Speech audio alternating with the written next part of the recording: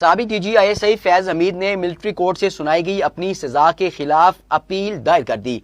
इदारे की रिपोर्ट के मुताबिक फैज हमीद के वकील ने फौजी अदालत से सुनाई सजा के खिलाफ अपील दायर करने की तस्दीक की है।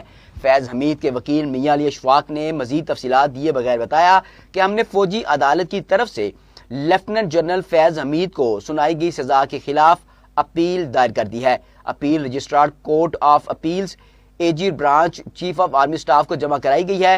रिपोर्ट के मुताबिक पाकिस्तान आर्मी एक्ट के सेक्शन 133B के मुताबिक field general court martial FGCM के फैसले के खिलाफ अपील करने के लिए फैज हमीद के पास 40 दिन का वक्त था।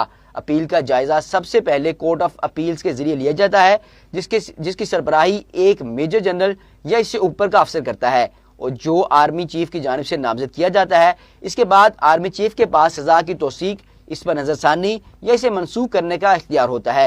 11 दिसंबर को ISPR ने बताया था कि साबिक लेफ्टिनेंट जनरल फैज हमीद को 14 साल कैद ब मुशक्कत की सजा सुनाई गई थी।